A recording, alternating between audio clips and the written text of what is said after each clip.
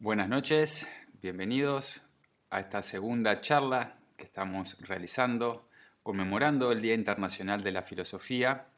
Nos hablaron en la primera charla tanto Cecilia como Martín sobre Platón y Confucio. Y en esta segunda charla, que vamos a continuar hablando sobre la filosofía y la educación, vamos a hablar de tres personajes muy importantes, más cercanos a nuestro tiempo, como lo son el filósofo Immanuel Kant, como lo es también Jean Piaget, este psicólogo tan importante que ha influenciado tanto en la pedagogía moderna, y también con la profesora Montessori. Así que lo que corresponde por mi parte es hablarles sobre Immanuel Kant, y voy a comenzar en este momento a hablar de este filósofo que no solamente fue filósofo, sino que también fue un gran científico. En su época, Immanuel Kant estaba entre medio de dos grandes corrientes muy potentes y que se enfrentaban entre sí, que era el empirismo, a través de este filósofo Hume, y por otra parte teníamos el racionalismo cartesiano, y especialmente con Wolff, que era su representante. Pero Immanuel Kant, inteligentemente, va a hacer una síntesis de estas dos corrientes, porque tanto, por un lado, el empirismo de alguna manera negaba la posibilidad de lograr abordar algún conocimiento universal, y por la otra parte la versión intelectual de Descartes, es decir, darle una fuerte importancia a la razón, el racionalismo, negaba de alguna manera también la posibilidad de los límites que tiene la razón. Kant, en sus obras, que fue muy prolífero escritor, hace una crítica a la razón pura, a la razón práctica, crítica al juicio, pero también dedicó un elemento muy importante a la educación en su obra sobre la pedagogía, que esta obra básicamente son apuntes de clase de uno de sus alumnos discípulos que luego, con su autorización, fueron publicados. ¿Qué nos dice Kant sobre la educación? Para Kant la educación es algo muy importante, y él nos va a hablar de algo muy trascendente, y es que la educación debe buscar desarrollar en el individuo, en el ser humano, la autosuficiencia, y que de alguna manera la educación es la gran llave para desarrollar la excelencia de la naturaleza humana. Por esta razón, Kant nos va a decir que la educación debe buscar justamente el desarrollo de la razón en el individuo, del intelecto, y que debe, por tanto, también, por otro lado, someter aquellos elementos más barbáricos, instintivos, animales en el ser humano. Para eso, Kant nos va a decir que a través de cuatro grandes aspectos podemos trabajar esta educación, tanto en los niños como en los adolescentes. Pero también nos va a decir Kant que esto no es que se termine aquí, sino que estos son las bases en las que cada ser humano va a seguir desarrollando durante toda su vida a través de esta formación, podríamos decirle integral, formación del carácter del ser humano. Aquí podemos encontrar un claro paralelismo entre Immanuel Kant y el gran filósofo Confucio, porque el cultivar el carácter, el cultivar la excelencia, deben ser uno de los fines más importantes de la educación. Es así que Kant, como les decía, a través de cuatro aspectos. El primero está en relación con el disciplinamiento, es decir, la disciplina. Una palabra que en el mundo moderno a veces nos produce cierto rechazo, porque creemos justamente que todo aquello que es muy disciplinado nos quita libertad. Pero Immanuel Kant nos va a explicar que la disciplina es fundamental para someter todos los elementos o aspectos animales o animalizantes del ser humano, instintivos que están en el ser humano. ¿Por qué la disciplina es importante? La disciplina es importante porque es lo que nos permite canalizar esa voluntad que está dentro de todo ser humano, y que para de alguna manera poder realizar, plasmar nuestra vocación, nuestros sueños, nuestros proyectos, no hay otro camino que el desarrollo de la disciplina. De la misma manera que si queremos ser un buen músico, cuanto más disciplinados seamos en la práctica de un instrumento, mejor potencial vamos a sacar de nuestro interior. De la misma forma que un médico, cuanto más disciplinado sea en el estudio y en la práctica de la técnica de la medicina, mejor médico va a ser. Por consiguiente, la disciplina, lejos de quitarnos libertad, justamente va a liberar ese potencial que está dentro de cada uno. Por eso Kant nos dice que desde que somos niños debemos ir introduciendo y que nos vayan educando a cada uno de nosotros en la disciplina, pero que no debe ser en sí una disciplina impuesta externa, sino buscar la autodisciplina, que nosotros mismos vayamos entendiendo y comprendiendo la importancia de ser autodisciplinados en la vida. Junto con el disciplinamiento también tiene que existir el cultivamiento. ¿Qué quiere decir esto? Bueno, que todo ser humano debe aprender, justamente se le debe enseñar en todas aquellas cosas que le permitan desarrollarse básicamente en la sociedad para cumplir justamente su vocación. Por ejemplo, hay cosas muy generales como leer, escribir, pero también, por ejemplo, el aprender un instrumento musical, el aprender a expresarnos no solo escritamente, sino oralmente. Es decir, el cultivamiento está en relación con la cultura, que nos permita adquirir herramientas para poder desenvolvernos. Si un ser humano no se le da estas herramientas básicas, va a ser imposible que pueda desarrollar todo su potencial. Otro elemento importante que nos habla Kant está en relación con la civilización. ¿Qué quiere decir esto civilizar de alguna manera? Y es que se debe educar en que el ser humano vive en sociedad y por tanto para poder desarrollar la convivencia debemos desarrollar la cortesía, la generosidad y debemos saber comportarnos. Y esto debe ser inculcado desde la más tierna infancia, es decir, el saber que cómo debo de alguna manera relacionarme con los demás para que de alguna forma podamos, siendo todos los seres humanos desde un punto de vista diferentes, pero también con cierta identidad porque todos somos seres humanos, poder congeniar, poder armonizar, compartir. Y por eso es tan importante este elemento de civilización que en este siglo XVIII, que es donde se desenvuelve Immanuel Kant, había ese concepto que se trataba de salir, de cambiar al ser humano, que no se viera como algo barbárico, sino que la civilización debía transformarlo, humanizarlo. Y por último, el cuarto aspecto al cual Immanuel Kant le da la mayor importancia es la moralización, la moral. ¿Qué quiere decir esto? Quiere decir que debemos ser educados en la ética, que quiere decir en la búsqueda del bien, y que esa ética, cuando se plasma en lo concreto, es la moral, quiere decir que nosotros debemos actuar siempre buscando un valor universal. Kant nos dice que tendríamos que actuar en cualquier situación y que esa situación debería tener un carácter o se pudiera poner como si fuera una ley universal.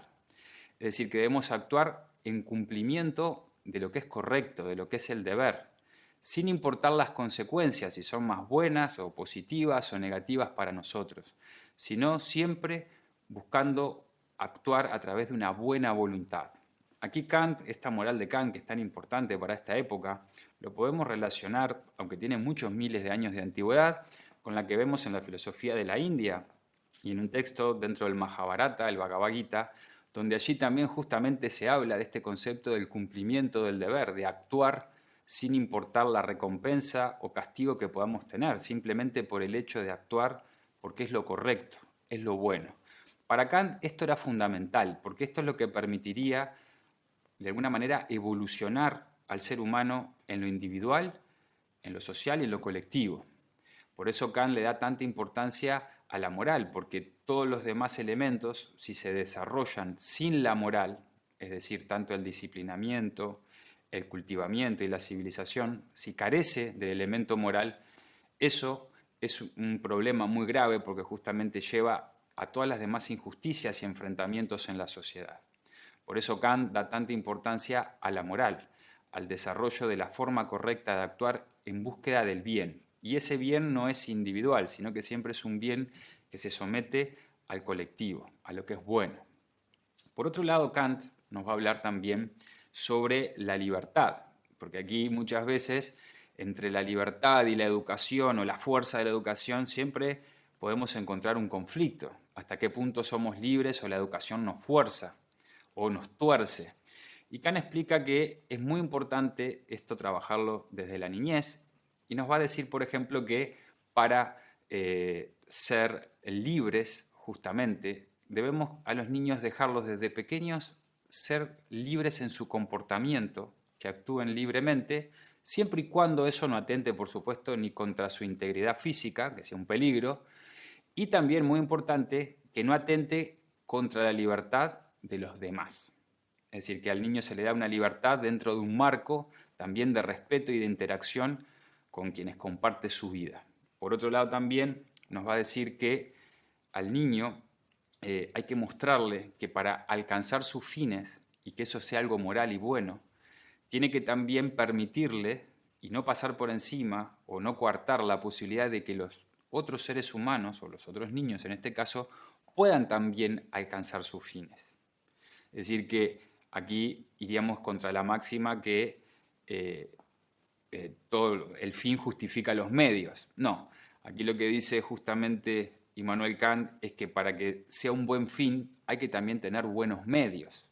Es decir, que si alguien quiere alcanzar un fin, tiene que tener ante todo el respeto y dejar también la posibilidad abierta a que los demás también puedan alcanzar ese fin. Aquí vemos fuertemente el contenido social de toda la obra de Kant y la universalidad tan importante de Kant. Kant va a rescatar también el concepto de la dignidad humana, es decir, que todo ser humano es digno más allá de sus características particulares. Y esto es muy importante y ha influenciado modernamente mucho del pensamiento actual, incluido el de las Naciones Unidas. Y por último, irle explicando al niño y obviamente y al joven de que toda esta instrucción de la educación, toda esta fuerza que se le está dando, porque es una herramienta la educación, tiene un fin muy concreto y es su desarrollo y que él pueda ser libre, es decir, que pueda ser autosuficiente y que pueda ser alguien que pueda ser útil a su sociedad en lo individual para justamente poder alcanzar sus propios logros, pero también que sea alguien útil a la sociedad. Es decir, que todo este proceso tiene un fin, tiene una meta, y esa meta es alcanzar la autosuficiencia. Kant, por supuesto, va a estar en contra de educar para que la gente sea dependiente de cualquier dependencia, sea política, religiosa, etc., sino que el ser humano debe ser un ser libre, pensante. Para Kant la razón o la inteligencia es un elemento fundamental. Kant nos va a decir que la razón siempre debemos recurrir a la razón, y esto se debe inculcar en la educación, antes de recurrir al instinto, a la animalidad. Kant fue un personaje interesante porque a veces lo podemos ver como un filósofo muy teórico. Él no solamente se desarrolló en el campo de la educación, sino que también en la ciencia. Estudió física, geología, astronomía, e inclusive desarrolló la hipótesis del origen de nuestro sistema solar a través de la hipótesis de la nebulosa, que nuestro sistema solar se originó en una nebulosa, algo realmente increíble para su época porque Kant no tenía los medios técnicos para poder elaborar esta hipótesis, que actualmente es una teoría y es la más aceptada en nuestra astronomía actualmente. O sea que Kant no solamente era alguien muy racional, empírico, pero también era muy intuitivo. Y era una persona muy autodisciplinada. Y me quiero ir justamente para que nos llevemos una imagen bastante más humana de Kant de la que a veces podemos encontrar en los textos o en una biografía muy fría.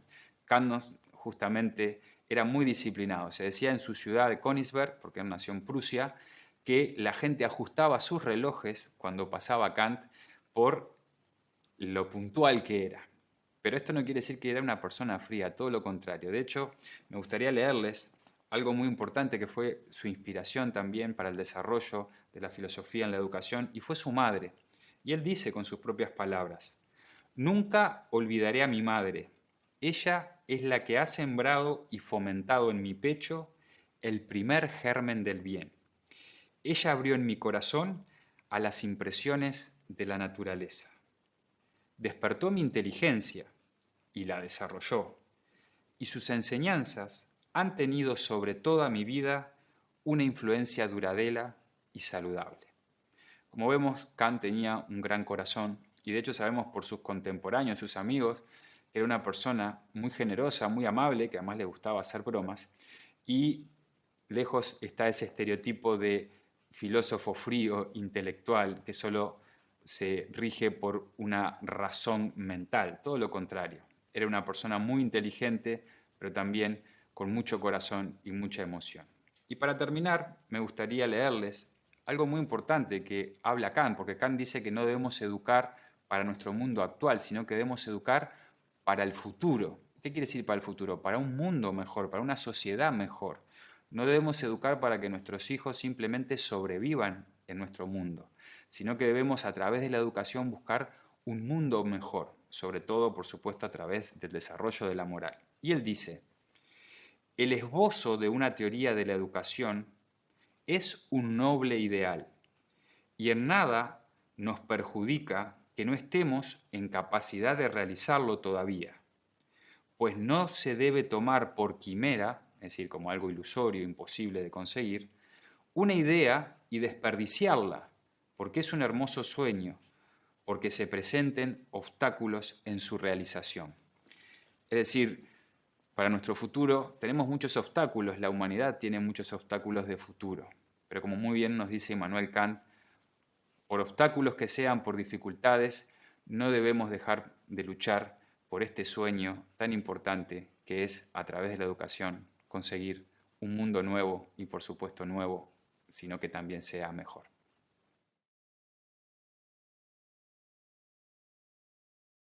Continuando con este ciclo de filosofía y educación, ahora vamos a hablar de un personaje muy interesante y también muy conocido que ha marcado toda la educación del siglo XX. Él es Jean Piaget, nació allá por el 1896 en Suiza y bueno, parece ser que ya de pequeño era una persona muy curiosa. Le interesaba mucho la naturaleza, le interesaba conocer cómo es que se da la vida, cómo se desarrolla la vida en la naturaleza, en el universo. Tanto es así que cuando tiene 11 años se pone a trabajar en un museo, en el Museo de Historia Natural, en su ciudad, y bueno, eso le sigue despertando su curiosidad y su beta científica. Entonces, bueno, después se recibe de biólogo y hace su tesis sobre los moluscos. Y uno dice, bueno, ¿qué tiene que ver cómo termina este hombre en el mundo de la educación, siendo tan importante? Bueno, resulta que él era de una familia protestante, una familia bastante acomodada, pero con una beta religiosa muy fuerte. Entonces empieza, dentro de ese afán, de esa búsqueda que él tenía, empieza a intentar, bueno, conciliar un poco lo científico con la fe, cómo era que se podía relacionar la razón, o sea, buscar unificar de alguna manera el conocimiento. Entonces empieza a estudiar filosofía. Él estudia muchísimo, es una persona muy capaz y estudia varios autores clásicos y algunos también modernos de su época, sobre todo porque él vive en una época donde veníamos del siglo XIX, de un positivismo muy acérrimo, muy duro, y bueno, esa búsqueda lo lleva a interesarse también por aspectos psicológicos y sobre todo en, bueno, cómo el ser humano es capaz de conocer, cómo el ser humano accede a conocer la realidad, el mundo que lo rodea. Entonces se pone a estudiar psicología experimental, que en realidad era la psicología que había comenzado a nacer en ese siglo, porque no olvidemos que en realidad la psicología como ciencia es una ciencia nueva, es una ciencia bastante moderna, que empieza a gestarse, se empieza a separar de la psiquiatría en esa época, van apareciendo ahí muchísimos autores que obviamente también lo influencian, y bueno, y se va gestando la psicología separada de lo biológico, separada de lo físico.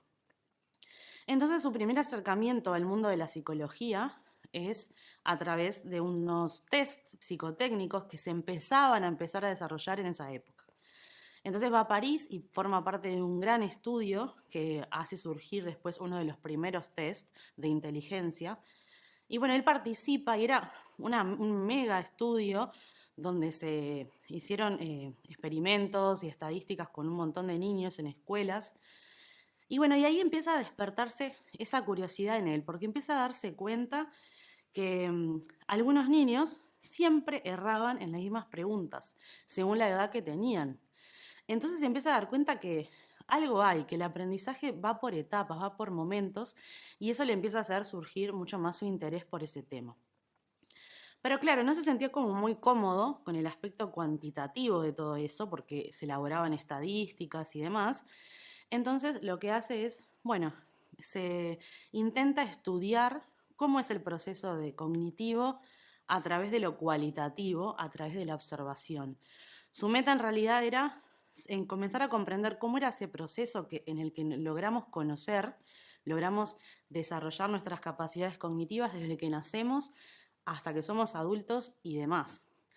Entonces empieza a estudiar a sus propios hijos. Él tenía 3 hijos que eran bastante seguiditos en edades. Y bueno, los observa desde que nacen hasta que son grandes. Y ahí es que va gestando toda su teoría, que en realidad fue muy importante, muy profunda, y que le llevó casi toda su vida realmente plasmarla en elementos, en hipótesis propias científicas, porque desarrolla todo un método. Obviamente tiene muchísima gente que lo ayuda, y fue tan influyente en el mundo de la educación que incluso él llegó a trabajar con la UNESCO, llegó a presidir muchos grupos científicos, estuvo en cátedras de pedagogía, pero en realidad él siempre decía que no era lo suyo la educación en sí o ser pedagogo, sino que en realidad su misión era de intentar comprender al ser humano y cómo es que va accediendo y descubriendo la realidad. Porque lo que más le interesaba era, bueno, ¿cómo es que pasamos de un estadio menor de conocimiento a algo mayor? ¿Cómo es que se va dando ese proceso? Por eso una de las ideas muy importantes que está en su teoría es la evolución.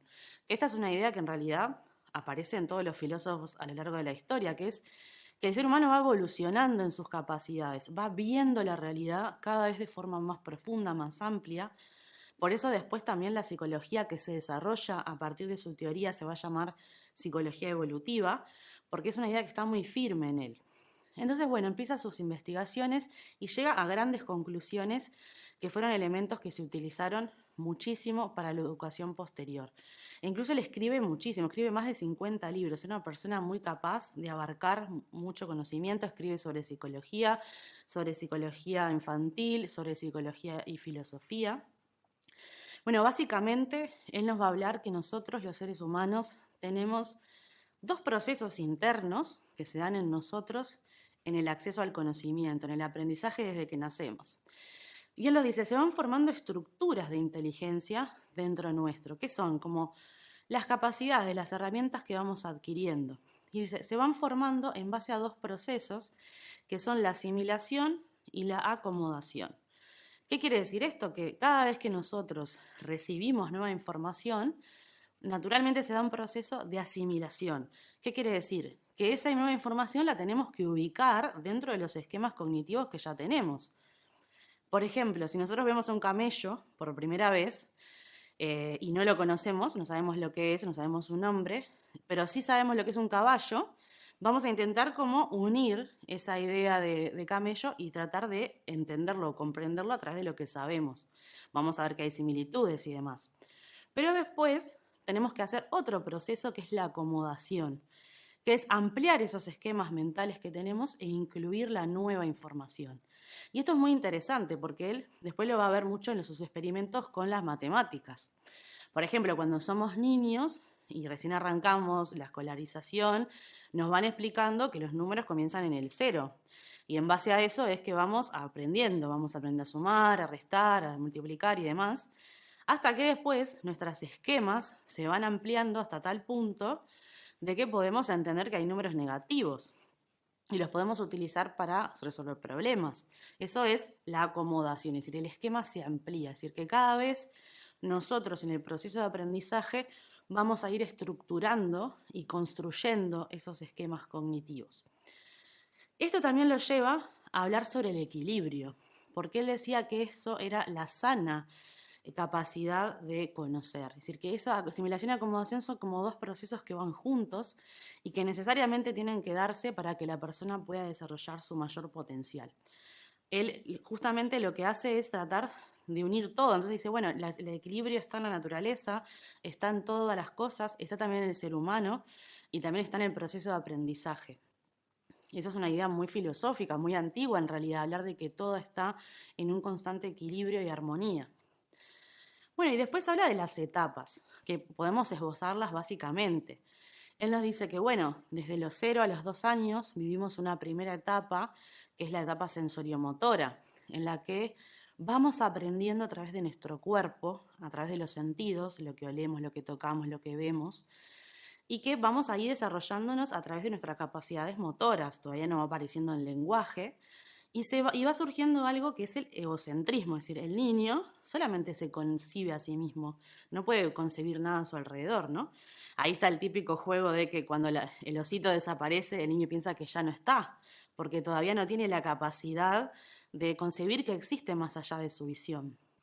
Después viene una segunda parte que es de entre 2 y 7 años, que es el periodo preoperatorio, que es donde se empieza a desarrollar toda la parte psíquica, donde se empieza a desarrollar lo que sería la fantasía y la imaginación. El niño conoce a través de lo que interpreta, por eso se va desarrollando el mundo simbólico.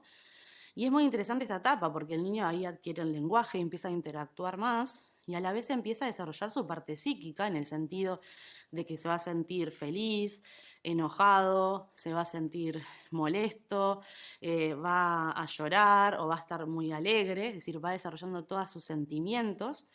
Y esta es una etapa muy importante porque seguimos en el egocentrismo, por eso mismo el niño en esta etapa le es muy difícil compartir, por más que nosotros le digamos, él no entiende, ¿no? Que tenemos que compartir nuestro paquetito de galletas, no lo concibe, nosotros le vamos enseñando, pero para él es normal no hacerlo. Lo mismo que la vergüenza, no aparece la vergüenza porque todavía no hay un elemento mental. Pero esta etapa es muy importante, es clave, porque es la etapa donde van haciendo la necesidad de ese ser de conocer el mundo, porque es la etapa de las preguntas. Es la típica etapa en que si todos tenemos un hijo o un sobrino, en lo que sea, nos preguntan absolutamente todo lo que pasa a nuestro alrededor. O sea, ¿por qué el cielo es azul? ¿Por qué el pasto es verde? ¿Por qué nacemos? ¿Por qué morimos? Todas esas preguntas tan filosóficas que incluso nosotros ni siquiera sabemos contestarles, ¿no? Los adultos quedamos así como medio espantados, como diciendo, ¿de dónde salió esta pregunta? Porque ahí es donde van haciendo eso que Piaget también va a decir que es propio del ser humano, que es la necesidad de conocer la realidad. Y eso es muy interesante porque todos los filósofos antiguos nos hablan de eso, de que es algo propio del ser humano. Por eso mismo, el fundador de Nueva Acrópolis, Jorge Ángel Libraga, hablaba mucho sobre que el filósofo nace en cada uno de nosotros. No tenemos que ser eruditos para ser filósofos, sino que está intrínseca en la naturaleza propia de nosotros. Bueno, después de esta etapa, vamos a la etapa de las operaciones concretas, que va entre los 7 y los 11 años, y ahí vamos a introducir ya el elemento mental, porque vamos a poder adquirir nuevos esquemas que nos van a permitir resolver problemas, aparece la lógica, aparece el desarrollo de la razón. Ahí ya el niño empieza a entender que existen los demás, que ahí empieza a desarrollar la empatía, los pequeños valores. También acá es donde empiezan a adquirir ciertas responsabilidades y pueden sobre todo resolver problemas a través del error, del ensayo y error. Y después, una última etapa, después de los 11 años, donde vamos a desarrollar la abstracción, es decir, la capacidad de nosotros poder entender el mundo desde los conceptos más amplios, ¿no? Como hablar de la vida, de la muerte, del amor, y podemos desarrollar también ahí más la matemática, la lógica más profunda. Esto en realidad es muy innovador en la época en que Piaget lo plantea, pero también hay muchos filósofos en la antigüedad que nos hablaban de esto. Por ejemplo, Platón va a hablar, cuando habla de la educación, de la importancia que tiene respetar las etapas que el niño va pasando y que la educación se vaya configurando en función de esos procesos. Y esto obviamente es un conocimiento que tal vez se haya perdido, porque en la época de Piaget o anterior la educación era una cosa muy estática, muy normativa. Y bueno, él va a introducir todo esto y va a renovar, va a mover el piso de lo educativo, porque van a empezar a tener en cuenta que el educado es una parte importante del proceso y que va a depender de sus capacidades cognitivas lo que le tenemos que enseñar y no al revés. Y eso es un elemento muy interesante. Y él mismo decía que él no se consideraba pedagogo, pero bueno, sus aportes fueron muy importantes, porque él justamente lo que quería era comprender cómo es que vamos haciendo ese proceso de conocimiento, pero lógicamente se fueron estructurando de forma diferente todas las formas de dar, de educar, a raíz de todo lo que él plantea. Así que su aporte fue fundamental. Otro elemento muy importante que nos va a plantear Piaget es el de que ese educado, esa persona que es educada, tiene que evocar dentro de sí mismo y ser parte activa del proceso. Y esto es muy parecido a lo que ya planteaba Sócrates allá por el siglo V a.C. Por eso de ahí viene la palabra educir, ¿no? Sócrates planteaba un método que después fue llamado la mayéutica, que era parir el conocimiento. Bueno, él estaba de acuerdo con esto. Decía que justamente nosotros mismos vamos construyendo nuestra propia inteligencia y desarrollando nuestras capacidades. Por eso es que a través del error, el error como algo positivo, ¿no? Como que el niño que se va equivocando va adquiriendo experiencia, va teniendo una mayor capacidad de resolver problemas, y eso no solo le sirve para desarrollar su inteligencia, sino que le va a servir después para la vida, ¿no? En cómo enfrentar los problemas de la vida, el fracaso y demás. Y otro elemento muy importante que nos va a plantear es que la educación tiene que ser algo que nos permita desarrollar la creatividad. Que no puede ser que la educación nos haga como cositas iguales, como todos cortados con la misma tijera, sino que nos tiene que hacer evocar de nosotros, según las capacidades que nosotros tenemos, lo mejor que podamos desarrollar y que podamos desarrollar esa capacidad de crear, de transformar el mundo. Él siempre decía que, bueno, todas las cosas que la humanidad ha logrado, las ha logrado porque ha podido el ser humano desarrollar su capacidad creativa. Y eso es muy interesante. Incluso también hablaba de que la educación nos tiene que llevar a una actitud crítica frente a la vida. Y este es un aspecto muy importante. Hay una frase en un libro que viene hablando de la educación que dice: el segundo objetivo de la educación es formar mentes que puedan ser críticas, que puedan verificar y no aceptar todo lo que se les ofrece. Tenemos que ser capaces de distinguir entre lo que está bien y lo que no. O sea que ahí mismo nos va a hablar de algo muy importante, que es que el ser humano se tiene que ir construyendo a sí mismo de a poco. Esta es una idea también muy antigua, muy filosófica, que el ser humano tiene la capacidad de poder ver las cosas de forma diferente, criticar lo que se le ofrece para construir nuevas cosas y sobre todo esa última parte, poder distinguir entre lo que está bien y lo que no. Por eso la educación también tiene que llevarnos a un discernimiento, a tener que saber, bueno, qué es lo más importante en la vida, qué es lo moral, qué es lo que vale la pena de lo que no. Por eso él hablaba que la educación, más allá de que sus etapas van hasta los 20 años, de los 11 a los 20 años, él va a decir que siempre, que toda la vida nos estamos construyendo. Y que eso es muy importante porque de esa manera nosotros podemos ser actores de nuestra propia vida, formar parte de nuestros procesos creativos, de nuestra inteligencia y de esa manera también poder transformar un poco el mundo que nos rodea y proyectarnos mejor hacia el futuro.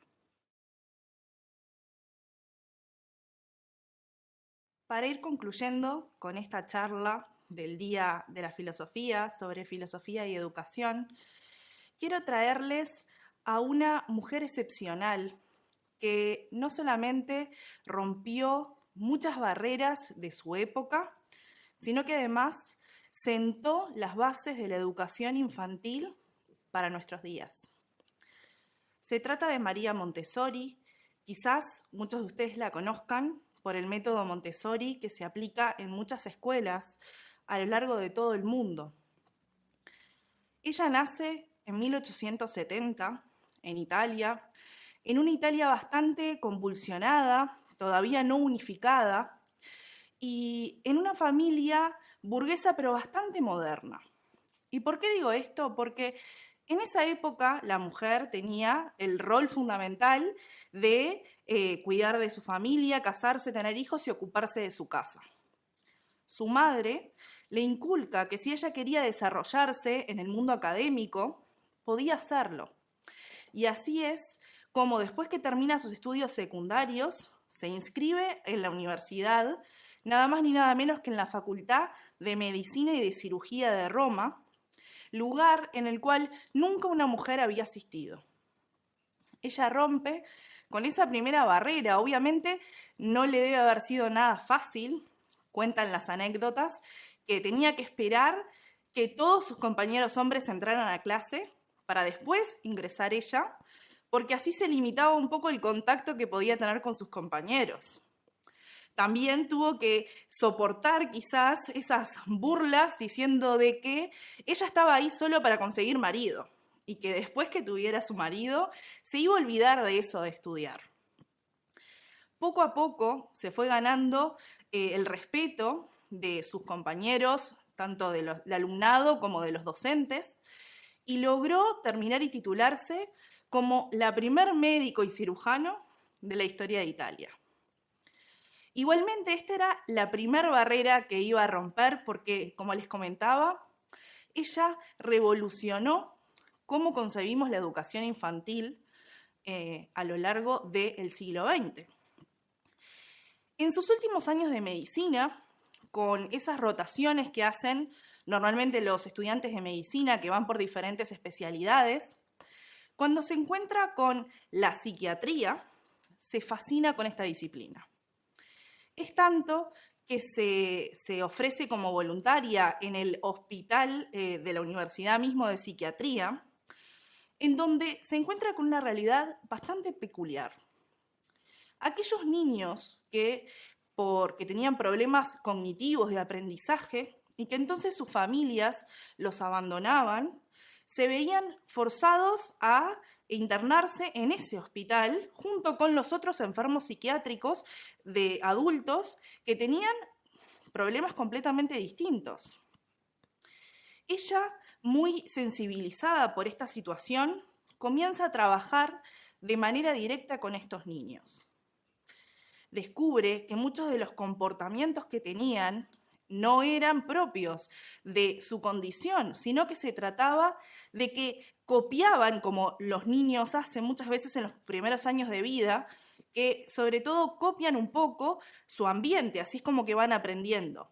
Entonces estaban copiando esas problemáticas que eran de adultos. Junto con su profesor y su mentor en el momento, logran separar a esos niños de ese lugar y a través de un trabajo de descubrimiento para ella y para los niños, logra comenzar a descubrir todas las potencialidades que ellos tenían para ofrecer. Quizás no a través del método convencional de aprendizaje que estaban acostumbrados, pero comienza a elaborar juguetes distintos. Hoy en día los conocemos como juguetes didácticos. ¿Quién no habrá regalado a algún niño algún juguete de cubos, de colores, de formas, que bien sabemos que desarrollan no solo la motricidad, sino que también la inteligencia? Esto es un invento específico de María Montessori, junto con el aprendizaje, con el trabajo con esos niños. Ella logra lo imposible para la época, que es que esos niños logren hacer el mismo examen que otros niños que iban a escuelas convencionales y pasan sus estudios básicos de primaria. Frente a esto, por supuesto, ella empieza a lograr un montón de atención porque era impensable para el resto de la comunidad científica y logra grandes financiaciones para empezar a expandir y a desarrollar el método Montessori, como lo conocemos hoy en día. Uno de los problemas que ella se enfrenta, en realidad se lo traen a ella, es que en Roma, en los barrios más carenciados, esa idea de que la mujer se podía quedar en la casa cuidando a los hijos no siempre se cumplía, porque tanto el hombre como la mujer, a veces las madres eran solteras, tenían que salir a trabajar para poder ganarse la vida. Como no podían pagar ayuda externa y la educación empezaba formalmente a partir de los 6 años, ahí es que los niños empezaban a ir a la escuela, quedaba un espacio de tiempo entre el nacimiento y los 6 años en que esos niños, al no poder quedarse con su madre, se quedaban en sus casas, en comunidades de barrios, juntos, y parece que generaban bastantes dificultades en los barrios y era un problema social que le plantean a ella. Frente a esta dificultad, a ella se le ocurre hacer lo que le llama la casa de los niños. Hoy en día lo conocemos como los jardines de infantes, pero no existían en ese momento. ¿En qué consistían estas casas? Eran para niños de más de 3 años, pero que todavía no estaban en edad escolar, donde todo el mobiliario lo diseña de manera al tamaño de los niños. Para nosotros hoy en día es común entrar a un jardín de infantes y ver sillitas chiquitas, mesitas chiquitas, todo el tamaño de los niños, pero en ese momento no. ella se da cuenta que a través de modificar el ambiente lograba que ellos se sintieran mucho más confiados y que pudiesen educir de su interior el aprendizaje por sí mismos. En uno de sus libros ella hace esta referencia que me parece muy interesante, que sería como que nosotros adultos fuésemos a trabajar a un escritorio de gigantes, a una oficina de gigantes. Nos sentiríamos muy insignificantes y pequeños. De esa misma manera es que se sienten los niños y por eso es que ella encuentra que al modificar ese ambiente logra producir un ambiente justamente propicio para que ellos puedan educir y aprender de sí mismos. Les traje una parte en particular que en un libro de ella que se llama Educar para un nuevo mundo, donde ella escribe muchísima cantidad de libros, y uno de ellos, en este dice, que se los quiero leer tal cual, que dice que la educación es un proceso natural, que el individuo lleva a cabo espontáneamente, y que no es el resultado de oír palabras, sino que se basa en la experiencia que brinda el contacto con el medio ambiente. Por lo tanto, la tarea del maestro consiste ahora en preparar una serie de motivaciones para realizar actividades culturales en un ambiente especialmente preparado y evitar toda interferencia en dicho proceso. Este concepto de un proceso natural fue muy revolucionario en la época, porque lo que sucedía es que cuando iban a estas casas de los niños, se encontraban con niños de 4 años que ya habían aprendido a leer y escribir a su manera, de manera sencilla. Y cuando se les preguntaba, ¿quién te enseñó a escribir?, esos niños contestaban que habían aprendido solos. Esto hizo un boom en los diarios, se extendió las noticias por toda Europa y así es que otros educadores se acercaban a ella para conocer cuál era el secreto de su enseñanza, porque rendía muchísimos frutos. Es así que se empieza a expandir el conocido método Montessori y ella después, a lo largo de su vida, en los restantes años, se ve un poco imposibilitada en Italia de seguir desarrollándolo por algunos problemas sociales y políticos del momento, con un régimen un poco más totalitario que se implantaba en la política italiana, que quería controlar mucho más la situación. Entonces, ella se ve forzada a dejar Italia y se va a toda Europa, a aquellos países que podía, justamente a desarrollar su método, a generar nuevas casas, a enseñarles sobre esos juguetes didácticos que se conocían ahora nuevos. Y la realidad es que hasta hoy en día los libros y los métodos de María Montessori son la base para nuestra educación. También les traje, de ese mismo libro, Educar para un nuevo mundo, un extracto que ella cuenta un poco cuál fue su proceso, que yo les contaba ahora. Dice, lo que hice fue interpretar al niño. Me inicié con una investigación médica y psicológica de los niños con deficiencia mental para poder ayudarlos. Ellos resultaron ser capaces de tantas cosas cuando se les abordó desde el nuevo punto de vista de colaborar con su propio subconsciente, que se decidió ampliar el experimento a todos los niños. Mientras que ella elaboraba estos métodos, no se alejó mucho del mundo intelectual, de su formación formal.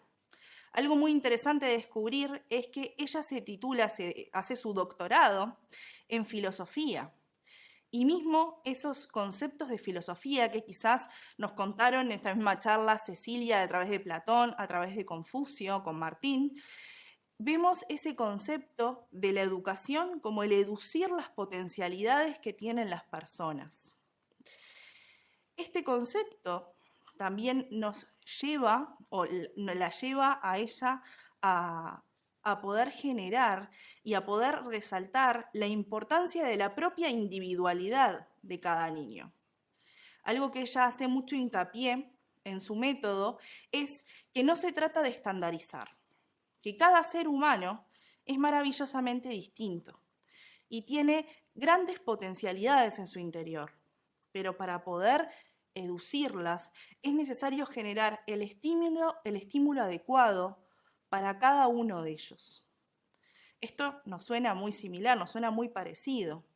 Y es lo mismo que podemos encontrar, como les comentaba, en Platón, en Confucio. Cecilia también nos comentaba de ese otro educador, Jean Piaget, que también sienta las bases para la educación como la conocemos. Podemos preguntarnos, quizás, si este concepto de educación queda solo en los niños. Ella dedica toda su vida particularmente a la educación de los niños y muere en 1952, a los 82 años, en Países Bajos, habiendo dedicado toda su vida, justamente una vida dedicada a los niños y su aprendizaje. Pero algo que podemos preguntarnos es si la educación es solo un tema de los niños. Es que nosotros adultos ya no tenemos nada que aprender porque terminamos con nuestra educación formal. La realidad es que quizás hemos cambiado los juguetes didácticos o los problemas de matemáticas que teníamos en el liceo por otras dificultades. La vida, a lo largo de ella, nos va enseñando. La vida es una constante pista de aprendizaje. Eso que a veces llamamos los adultos problemas, que muchas veces nos complican mucho la vida, vamos a decir la verdad, pero es la forma quizás que tiene la vida de mantenernos activos en la enseñanza. Quizás no terminamos solamente con nuestra formación formal, que nos dio mucho conocimiento, que nos dio quizás una carrera o un oficio, pero luego la vida nos va llenando de dificultades, o más bien, si lo vemos desde el punto de vista filosófico, de oportunidades de aprendizaje.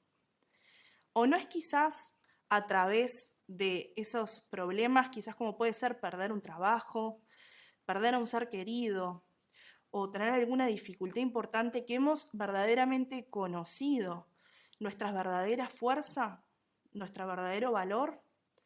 Quizás hasta hayamos descubierto que en verdad queríamos desarrollarnos en otro campo y no ese otro.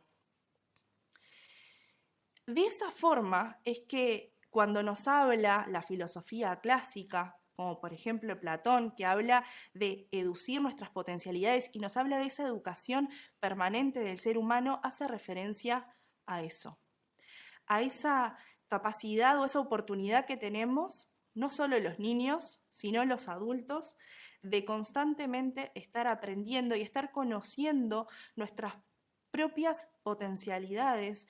¿Para qué? Para poder quizás ser un poco mejores, afrontar mejor nuestros problemas. Y eso no empieza y termina solo en nuestros primeros años de vida. Eso continúa, así como los problemas, la verdad, nos acompañan a lo largo de la vida, quizás también la educación. Y a través desde Nueva Acrópolis, a través de la filosofía clásica, tal como era concebida en las antiguas escuelas de filosofía, por eso es que pensamos que la filosofía no es solamente práctica, sino que además es útil, porque nos permite justamente enfrentar estas dificultades de la vida, y a veces la realidad es que necesitamos alguna guía. ¿Y por qué no tomarla de aquellos grandes sabios de la humanidad que han trascendido a la historia y han pasado a la historia y lo seguimos estudiando hasta hoy en día? Les queremos agradecer por acompañarnos en esta charla del Día Internacional de la Filosofía. Queremos agradecer también particularmente a la UNESCO por su auspicio en esta y tantas de las actividades que realizamos, y esperamos verlos nuevamente.